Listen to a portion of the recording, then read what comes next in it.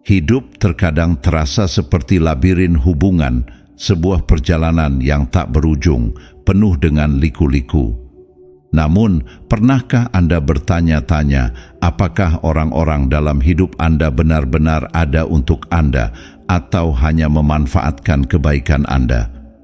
Saya pernah mengalaminya, dan saya tahu bagaimana rasanya mempertanyakan keaslian ikatan yang kita bentuk. Rasanya seperti berdiri di persimpangan jalan, tidak yakin jalan mana yang mengarah ke koneksi sejati, yang mengangkat Anda, menginspirasi Anda, dan mengeluarkan yang terbaik dalam diri Anda. Tapi coba tebak, Anda tidak sendirian dalam perjalanan ini. Hari ini kita akan menyelami lebih dalam eksplorasi perilaku manusia, emosi, dan kebijaksanaan mendalam tentang stoikisme, filosofi favorit saya. Kita akan menguraikan tanda-tanda halus, namun jelas, bahwa seseorang mungkin menggunakan Anda. Tanda-tanda ini bukan hanya tip acak atau nasihat umum. Mereka adalah wawasan yang dibuat dengan hati-hati yang dapat Anda hubungkan, pelajari, dan terapkan dalam hidup Anda. Kami membahas solusi nyata di sini, solusi yang memberdayakan Anda untuk melihat melampaui permukaan dan menavigasi hubungan Anda dengan kejelasan baru dan harga diri. Karena ini bukan hanya tentang menghindari pengguna dan orang-orang beracun. Ini tentang menarik dan memelihara ikatan yang benar-benar bermanfaat, yang memperkaya hidup Anda, mengangkat semangat Anda, dan berkontribusi pada pertumbuhan pribadi Anda. Jadi, apakah Anda siap untuk mengubah cara Anda memandang dan menavigasi hubungan Anda? Apakah Anda siap untuk bergerak menuju koneksi yang lebih tulus dan memuaskan? Jika jawabannya ya, maka Anda berada di tempat yang tepat. Mari kita mulai. Namun sebelum kita melanjutkan, ingatlah ini. Saat kita melakukan perjalanan melalui wawasan ini, kita akan menambatkan diri kita dalam kebijaksanaan stoicisme, sebuah filosofi yang mengajarkan kita untuk fokus pada apa yang ada dalam kendali kita, untuk menghargai kesadaran diri, dan untuk bersikeras pada rasa hormat yang kita pantas dapatkan. Jadi, duduklah dengan nyaman dan bersiaplah untuk perjalanan penemuan jati diri, pemberdayaan, dan koneksi sejati. Anda baru saja memulai jalan menuju yang lebih baik. Anda tetaplah di sini. Anda tidak akan mau melewatkan ini.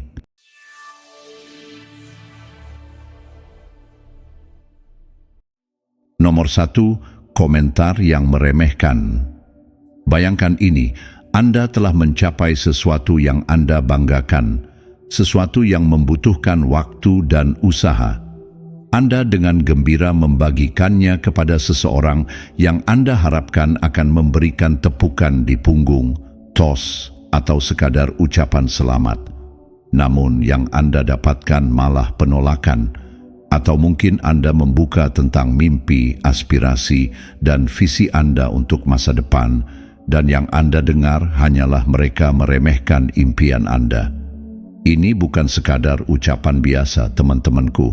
Ini adalah alat halus yang digunakan oleh beberapa orang untuk membuat Anda terus-menerus meragukan diri sendiri. Ini seperti mereka mencoba membuat Anda merasa lebih kecil, sehingga mereka bisa merasa lebih besar. Ini seperti permainan bagi mereka, tetapi disinilah stoicisme berperan.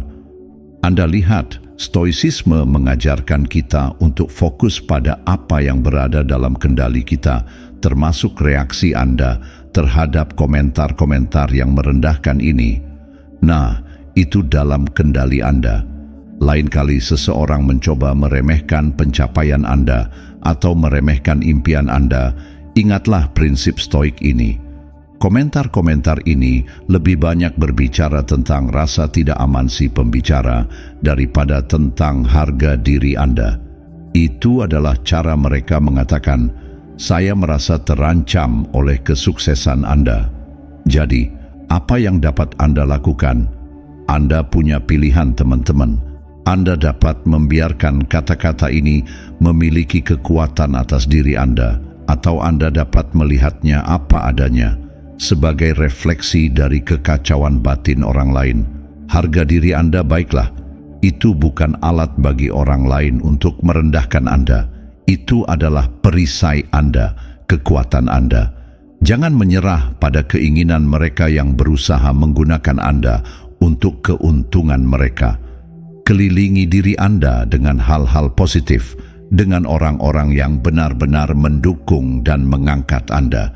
Di dunia yang terlihat melalui lensa stoik, hidup Anda terlalu berharga untuk diredupkan oleh rasa tidak aman orang lain. Jaga kedamaian batin Anda dan biarkan tindakan Anda berbicara lebih keras daripada kata-kata. Ingat, dalam stoisisme, mengejar pertumbuhan pribadi, harga diri Anda bukanlah alat untuk merendahkan orang lain. Itu adalah perisai Anda, kekuatan Anda, dan itu milik Anda untuk dilindungi. Jadi, lain kali Anda menghadapi komentar yang merendahkan, hadapilah dengan kesetaraan dan keyakinan diri seorang stoik sejati. Jangan terlibat dalam pertempuran kata-kata yang remeh. Berdirilah teguh dalam harga diri Anda. Perjalanan Anda adalah tentang pertumbuhan pribadi, dan Anda layak mendapatkan hubungan yang mengangkat Anda, bukan menjatuhkan Anda. Nomor 2, janji yang diingkari. Kita semua pernah bertemu orang-orang ini di beberapa titik dalam hidup kita. Mereka yang seperti pesulap kata-kata, yang merangkai cerita dan membuat janji-janji besar dengan kemudahan seorang pendongeng berpengalaman. Namun, ketika saatnya tiba bagi mereka untuk melangkah dan mengubah kata-kata itu menjadi tindakan, mereka menghilang ke udara tipis, meninggalkan jejak janji-janji yang tidak terpenuhi. Itu seperti menonton pertunjukan sulap. Bukankah mereka membuat Anda percaya dalam hal yang tidak mungkin, dalam hal yang luar biasa? Dan Anda dengan tidak sabar menunggu saat ketika mereka akan mengeluarkan kelinci itu dari topi. Tetapi sebaliknya yang Anda dapatkan adalah topi kosong dan rasa kecewa. Sekarang, stoisisme mengajarkan kita sesuatu yang penting di sini. Pentingnya tindakan lebih penting dari kata-kata. Tindakan yang Anda lihat tidak berbohong. Mereka adalah ukuran sebenarnya dari niat dan komitmen seseorang. Jadi ketika janji menjadi mata uang yang diberikan dengan bebas tetapi jarang diuangkan, itu adalah tanda bahaya. Perhatikan polanya. Apakah orang ini secara konsisten gagal ketika itu penting? Sebagian besar, kata-kata mereka seperti cetak biru yang indah untuk sebuah rumah, tetapi mereka tidak pernah muncul di lokasi konstruksi. Fondasi kepercayaan tidak bisa dibangun hanya dengan kata-kata saja. Disinilah ketabahan berperan lagi. Ini bukan tentang menjadi sinis, ini tentang membangun hubungan yang cerdas, yang dibangun atas keseimbangan antara kata-kata dan tindakan. Ketika tindakan seseorang secara konsisten tidak sesuai dengan kata-katanya, itu adalah tanda bahaya. Ini adalah tanda bahwa mungkin mereka lebih berinvestasi dalam gagasan untuk dilihat sebagai orang yang mendukung daripada benar-benar mendukung. Dalam mengenali hal ini, Anda memberdayakan diri Anda untuk membuat keputusan yang tepat tentang siapa yang Anda izinkan masuk ke dalam lingkaran dalam Anda. Anda melihat waktu dan investasi emosional Anda sangat berharga. Simpanlah untuk mereka yang tidak hanya berbicara tetapi juga bertindak dengan ketulusan dan integritas. Kualitas mengalahkan kuantitas dalam hubungan. Anda bukan hanya sumber daya, Anda adalah orang yang pantas mendapatkan hubungan timbal balik yang seimbang. Jangan puas dengan satu orang. Tunjukkan bahwa Anda layak mendapatkan tim yang mendukung dalam perjalanan hidup ini. Lagi pula, bagaimana lagi Anda bisa tumbuh? Jadi, ketika Anda menghadapi janji yang diingkari, ingatlah kebijaksanaan tabah ini. Ini bukan tentang sinisme, ini tentang kebijaksanaan. kepercayaan dan hubungan yang cerdas dibangun atas fondasi kata-kata dan tindakan yang harmonis. Mereka yang terus-menerus gagal dalam tindakannya mungkin bukan teman yang Anda butuhkan. Nomor 3, manfaat sepihak. Bayangkan ini, Anda adalah pemberi yang konstan dalam suatu hubungan. Anda menawarkan dukungan waktu Anda dan apa yang Anda dapatkan sebagai balasan. Mendefinisikan diam ketika Anda butuh bantuan. Ini bukan hanya tentang menjadi murah hati, itu adalah tanda mencolok bahwa Anda diremehkan. Sekarang disinilah stoikisme muncul. Pemirsa yang budiman, Anda lihat, stoikisme mengajarkan kita tentang saling menghormati dan menyeimbangkan. Ini adalah hal penting untuk semua hubungan yang sehat. Nilai Anda tidak diukur dari kemurahan hati atau ketersediaan Anda. Kenali dinamika sepihak ini dan berani menetapkan batasan. Ini bukan hal yang egois. Ini adalah harga diri. Terlibatlah dalam percakapan yang jujur dan lihat siapa yang menyesuaikan diri. Mereka yang tidak mau membalas hanya memberi ruang bagi orang-orang yang benar-benar menghargai Anda. Ingatlah bahwa kualitas lebih penting daripada kuantitas dalam hubungan. Anda bukan hanya sumber daya, Anda adalah orang yang pantas mendapatkan hubungan timbal balik yang seimbang. Jadi, jangan puas menjadi pemain solo dalam orkestra hubungan. Anda berhak mendapatkan tim yang mendukung dalam perjalanan hidup ini. Bagaimana lagi Anda bisa berkembang jika Anda menanggung beban dunia ini sendirian? Ingatlah bahwa stoicisme mengajarkan kita bahwa harga diri Anda bukanlah alat untuk merendahkan orang lain. Itu adalah perisai Anda, kekuatan Anda. Jangan menyerah pada keinginan orang lain yang ingin menghancurkan Anda atau memanfaatkan Anda untuk keuntungan mereka. Jadi, jika Anda menemukan diri Anda mendayung perahu itu sendirian sementara orang lain menikmati pemandangannya, inilah saatnya untuk merenungkan kebijaksanaan yang tabah. Jangan puas dengan pertunjukan satu orang. Carilah mereka yang mengerti pentingnya keseimbangan dalam hubungan. Tetaplah bijaksana dan pilihlah hubungan yang saling menghormati dan timbal balik. Ini adalah prinsip-prinsip yang membimbing kita dalam perjalanan perbaikan diri dan penting untuk mengelilingi diri kita dengan mereka yang menghargai dan menciptakan nilai kita. Nomor 4, mengabaikan emosi atau kebutuhan Anda. Setiap kali Anda berbicara, rasanya seperti kata-kata Anda menguap sebelum mencapai telinga mereka. Anda mencurahkan isi hati Anda, dan seolah-olah Anda hanyalah perabot lain di ruangan itu. Ini bukan hanya kecerobohan, ini adalah tindakan yang disengaja untuk membuat Anda tetap berada di bawah kendali mereka. Ini adalah penyimpangan yang jelas dari prinsip stoik tentang saling menghormati dan berempati. Dalam stoicisme, kita belajar untuk menghargai perasaan dan kebutuhan satu sama lain. Dalam skenario ini, mereka seperti seniman lanskap emosional yang melukisnya dengan warna pengabaian dan ketidakpedulian. Tetapi inilah masalahnya. Kesejahteraan emosional Anda penting, perasaan Anda valid, dan kebutuhan Anda penting. Sangat penting untuk mengenali pola ini ketika kegembiraan dan kesedihan Anda disambut dengan ketidakpedulian atau kata-kata hampa. Ini adalah tanda untuk melepaskan diri dari rantai ini. Pertama-tama, Anda perlu mendengarkan suara hati Anda. Itu adalah bisikan lembut yang memberitahu Anda bahwa ini tidak benar. Percayalah, Anda bukanlah karakter latar belakang dalam cerita orang lain.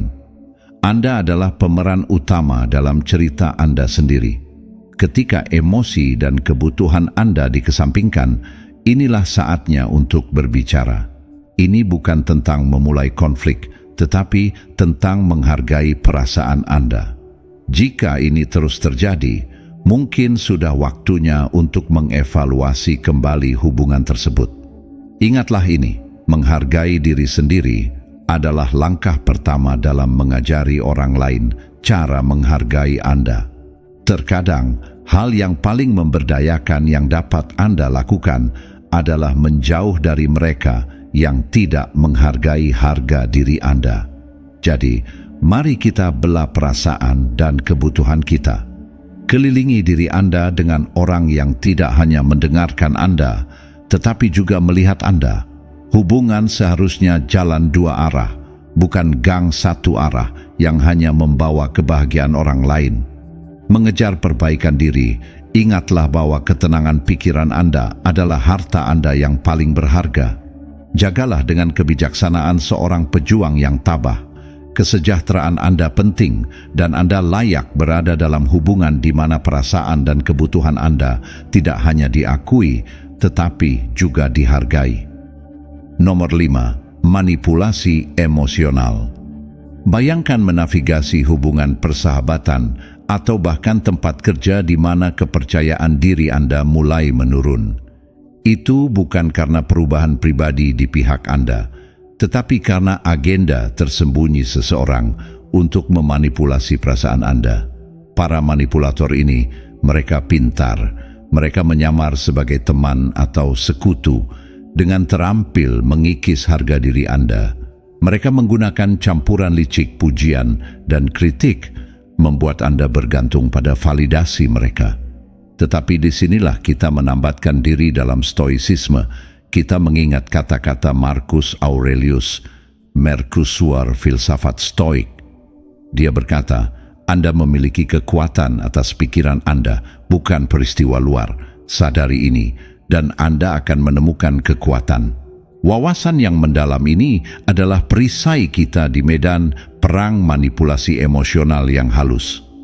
Ketika interaksi membuat Anda lebih terkuras daripada terangkat, saatnya untuk memperhatikan kesadaran ini. Ini adalah langkah pertama Anda menuju pemberdayaan. Batasan bukan hanya garis yang ditarik di pasir. Mereka adalah dinding benteng mental Anda. Jadi, bicaralah. Perjuangkan nilai-nilai Anda, tantang inkonsistensi, dan yang terpenting, jalinlah hubungan dengan mereka yang menghargai dan mendukung pertumbuhan Anda. Ingatlah bahwa ketenangan pikiran Anda adalah harta Anda yang paling berharga. Jagalah dengan kebijaksanaan seorang pejuang yang tabah. Dalam menghadapi manipulasi emosional, sadari bahwa Anda memiliki kekuatan untuk mengendalikannya, untuk memilih bagaimana Anda bereaksi. Terkadang, hal yang paling memberdayakan yang dapat Anda lakukan adalah menetapkan batasan dan menjauh dari mereka yang berusaha memanipulasi perasaan Anda. Stoicisme mengajarkan kita nilai pengendalian diri dalam menghadapi manipulasi emosional.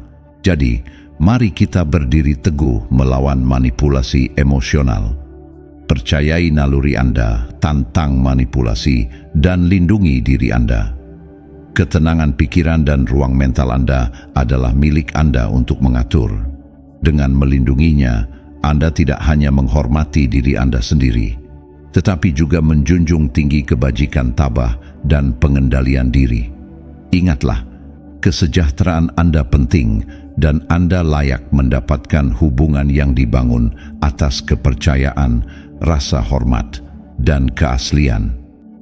Nomor 6. Kekurangan dukungan sejati.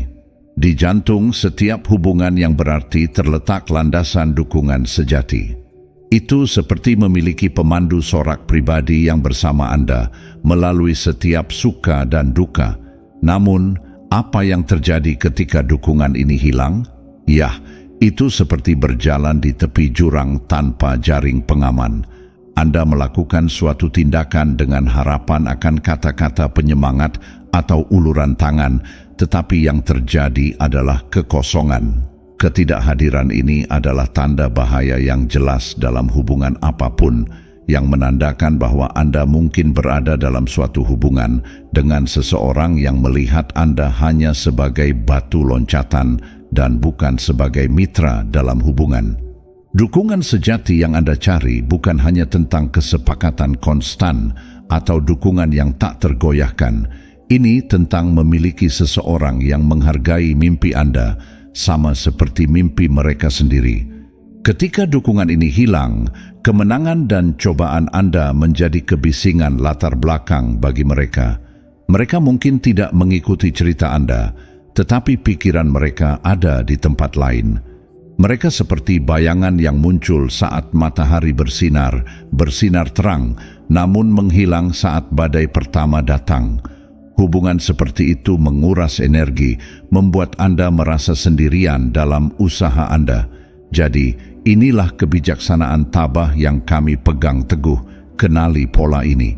Ketika sukacita dan kesedihan Anda disambut dengan ketidakpedulian atau kata-kata hampa, itu pertanda untuk mengevaluasi ulang kedalaman dan arah koneksi. Untuk berkembang, kelilingi diri Anda dengan orang-orang yang benar-benar berinvestasi dalam kesejahteraan Anda. Ini bukan tentang menemukan pria atau wanita yang selalu mendukung Anda, tetapi mereka yang menantang dan mengangkat Anda, merayakan kemenangan Anda, dan berdiri bersama Anda dalam kekalahan Anda. Dalam dunia di mana hubungan seringkali dangkal, menumbuhkan koneksi yang berakar pada rasa saling menghormati dan minat yang tulus tidak hanya menyegarkan, tetapi juga penting. Ikatan ini tidak hanya bertahan dalam ujian waktu, tetapi juga mendorong Anda maju dan memperkaya hidup Anda dengan rasa tujuan bersama, tujuan dan pengertian. Jadi, ingatlah bahwa Anda tidak hanya mencari teman, Anda mencari sekutu dalam perjalanan hidup. Dukungan sejati adalah bahan bakar yang mendorong kita maju di jalur peningkatan dan pertumbuhan diri. Nomor 7. Persaingan konstan.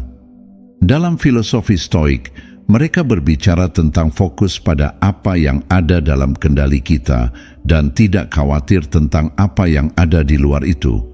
Persaingan yang konstan sering membuat kita fokus pada hal-hal yang berada di luar kendali kita, seperti bagaimana kita mengukur pencapaian atau harta milik orang lain. Pikirkanlah, ketika Anda berada dalam pertempuran yang terus-menerus untuk menjadi yang terbaik, itu melelahkan. Anda selalu menghitung siapa yang berutang apa, siapa yang di depan, dan siapa yang di belakang. Ini adalah cara yang melelahkan untuk menjalani hubungan apapun, baik dengan teman, keluarga, atau kolega. Kaum Stoa akan mengingatkan kita bahwa hubungan yang tulus tumbuh subur pada pertumbuhan bersama dan kemenangan bersama.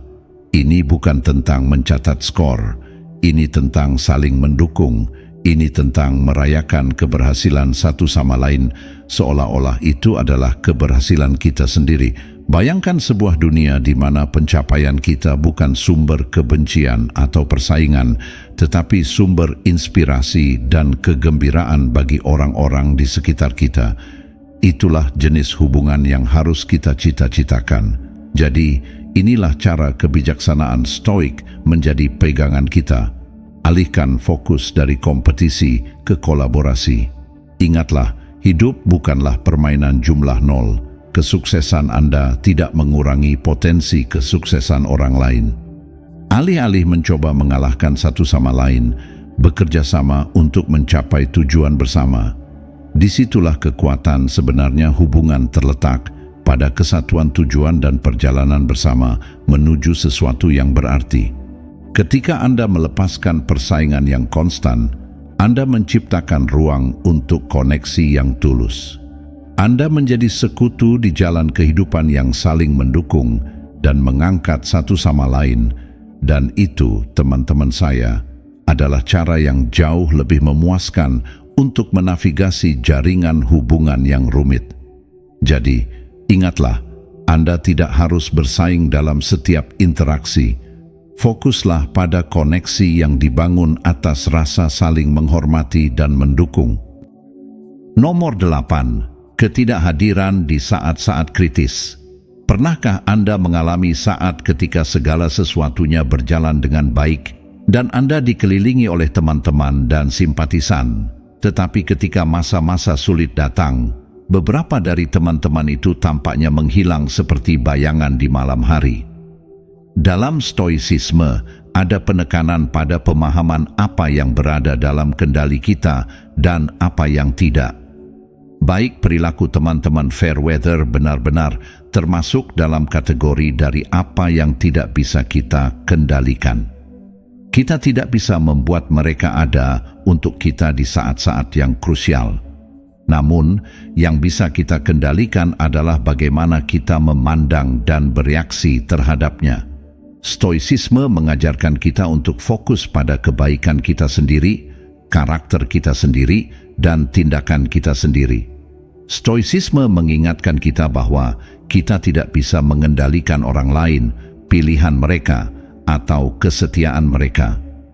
Jadi, ketika Anda menemukan diri Anda menghadapi ketidakhadiran seseorang yang Anda pikir adalah teman di saat kritis, ingatlah bahwa sistem pendukung Anda yang tabah harus ada di sana saat Anda sangat membutuhkannya, tetapi itu tidak selalu terjadi dan itu tidak apa-apa.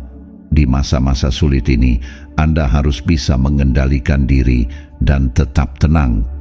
Kita benar-benar melihat kualitas koneksi yang telah kita bangun. Stoicisme mendorong kita untuk fokus pada ketahanan kita sendiri, kekuatan kita sendiri, dan kemampuan kita sendiri untuk melewati badai kehidupan daripada merasa pahit atau kesal tentang teman-teman yang hanya ada di saat-saat baik. Stoicisme mengajarkan kita untuk melihat ke dalam diri kita untuk menumbuhkan ketabahan batin kita sendiri, karena pada akhirnya karakter kita sendirilah yang terpenting, dan Anda tahu apa yang benar-benar indah tentang ini. Ketika Anda memeluk prinsip-prinsip stoik, Anda akan menemukan bahwa Anda menjadi sumber kekuatan tidak hanya untuk diri sendiri, tetapi juga untuk orang lain. Anda menjadi tipe teman yang selalu ada di saat-saat terang maupun saat-saat tergelap. Jadi, mari kita ingat bahwa meskipun teman-teman di saat cuaca cerah mungkin datang dan pergi, kekuatan tabah dalam diri Anda selalu bersamamu. Fokuslah pada membangun karakter Anda sendiri, ketahanan Anda sendiri, dan jadilah tipe teman yang Anda inginkan di saat-saat kritis Anda sendiri. Nomor 9. Kurangnya timbal balik. Dalam stoicisme, ada gagasan tentang memahami apa yang berada dalam kendali kita dan apa yang tidak.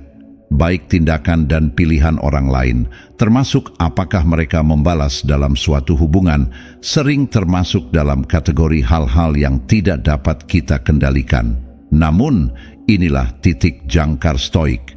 Hubungan yang sehat memerlukan keseimbangan antara memberi dan menerima. Ini tentang memahami bahwa Anda tidak dapat mengubah perilaku orang lain atau memaksa mereka untuk membalas, tetapi Anda dapat mengendalikan bagaimana Anda mendekati situasi ini.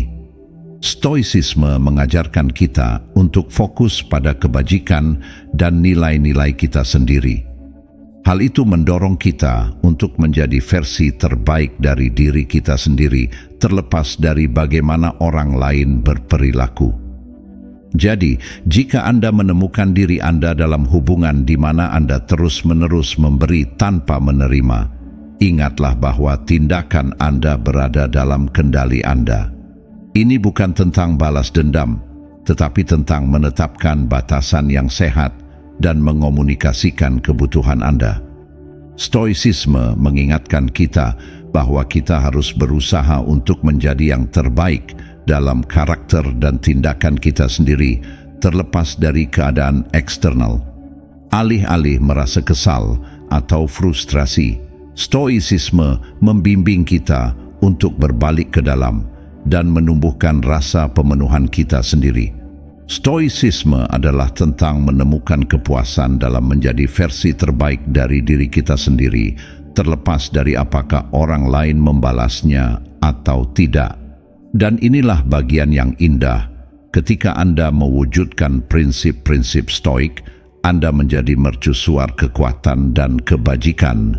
Anda menjadi tipe orang yang tahu bagaimana menetapkan batasan yang sehat dan mengomunikasikan kebutuhan Anda secara efektif. Jadi, mari kita ingat bahwa meskipun kurangnya timbal balik dalam hubungan bisa menjadi tantangan, ini adalah kesempatan untuk tumbuh dan menemukan jati diri. Fokus pada karakter Anda sendiri, nilai-nilai Anda sendiri, dan perjalanan Anda sendiri untuk menjadi versi terbaik dari diri Anda sendiri. Nomor 10, pengkhianatan. Dalam stoicisme, ada gagasan untuk fokus pada apa yang ada dalam kendali Anda dan menerima apa yang tidak. Tindakan orang lain, termasuk pengkhianatan, sering jatuh ke dalam ranah hal-hal yang tidak dapat kita kendalikan. Namun, disinilah penjangkaran stoik muncul yang mengajarkan kita untuk menghadapi masalah dengan kejelasan dan memutuskan jalan kita ke depan.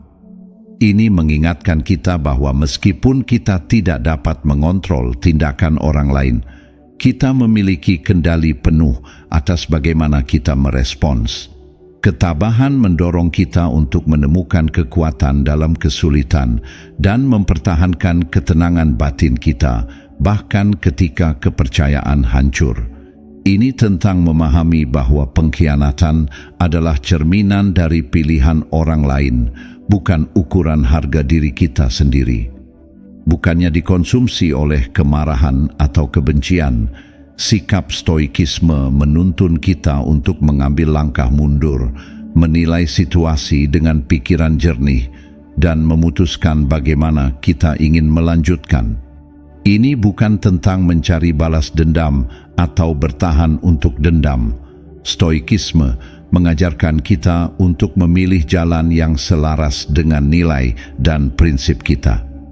Ini tentang menemukan tindakan yang paling berbudi luhur, bahkan dalam menghadapi pengkhianatan. Dan inilah bagian yang kuat. Ketika Anda mewujudkan prinsip stoik di saat-saat pengkhianatan, Anda menjadi mercusuar ketahanan dan kebijaksanaan. Anda menjadi tipe orang yang dapat melewati badai dengan keanggunan dan integritas. Jadi, mari kita ingat bahwa pengkhianatan, meskipun menyakitkan, dapat menjadi kesempatan untuk tumbuh dan menemukan jati diri. Ini adalah kesempatan untuk menegaskan kembali nilai-nilai Anda, prinsip-prinsip Anda, dan komitmen Anda untuk menjalani kehidupan yang berbudi luhur.